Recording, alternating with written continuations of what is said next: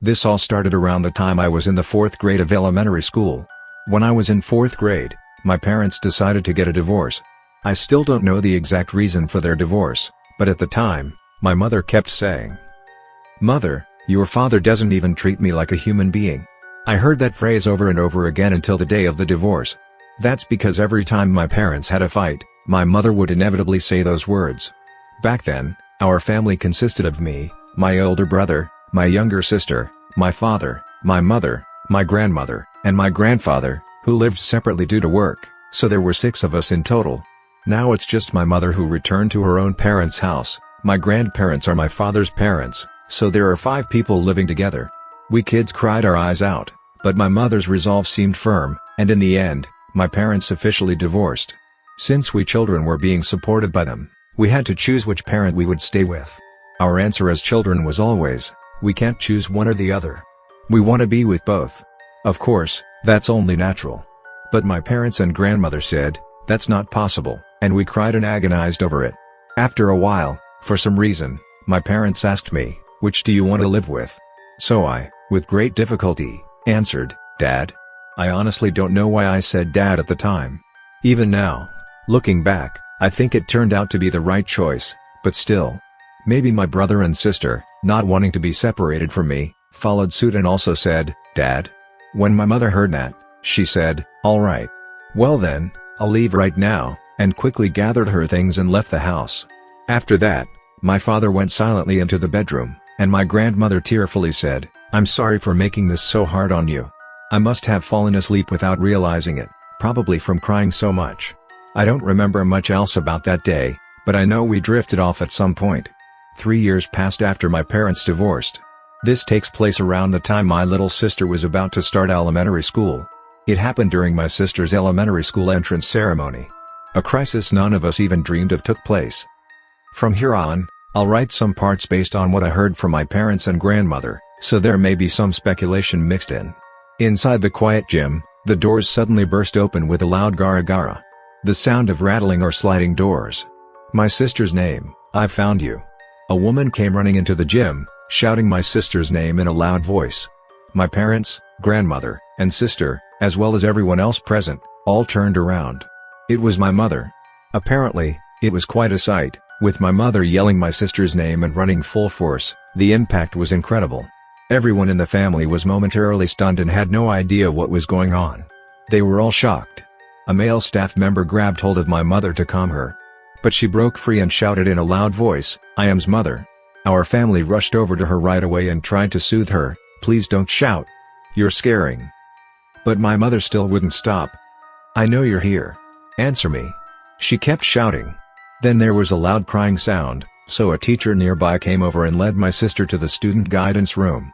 Sensing danger, the rest of the family called the police while other staff members held my mother down. Apparently, my mother looked really frightening at the time. For the moment, that took care of the situation. The police arrived, and my mother was questioned in the patrol car. My family stayed in the guidance room with my sister. My sister couldn't stop crying, so they proceeded with the entrance ceremony without her. Meanwhile, my brother and I were both in regular classes at middle school and high school, haha. After that, my mother's behavior just got stranger. She would even show up at my brother's and my school's, screaming. Each time, we ended up having to involve the police. It happened several times a year. Ever since that incident, my sister's eyesight declined sharply. According to the counselor we took her to a few times, that was the cause. Apparently, it was because the good image of our mother that she had held onto suddenly fell apart, which inflicted psychological trauma. She's currently enjoying school life and club activities, and her vision has been improving steadily, thank goodness. Then one day, after several years of these bizarre behaviors, things escalated further. And this was during my middle school graduation ceremony. I thought to myself, Mom will probably show up again this year. I had a bad feeling, and it turned out to be right. On the day of the graduation ceremony, my mother arrived.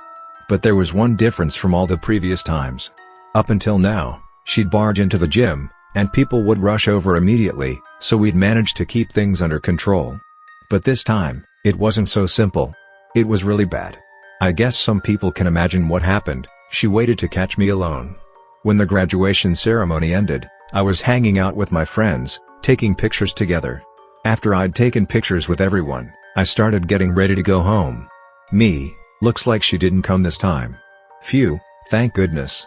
That's what I was thinking as I was gathering my stuff, but then I suddenly had to use the restroom. I went to the bathroom, finished my business, and was washing my hands when someone tapped me on the shoulder.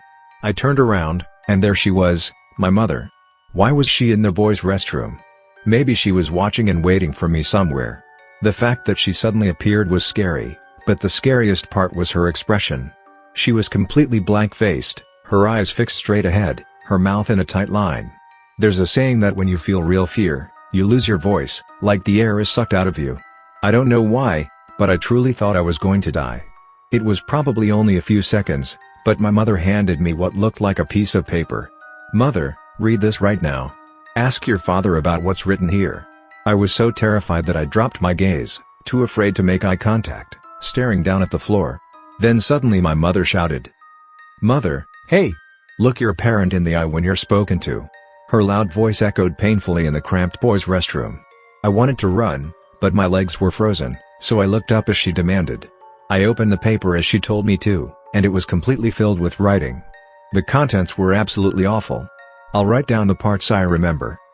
"That rotten old man and that demon hag in your house, she's talking about my dad and grandmother, are not human. I will sue in court. Give me back custody and give me back my children.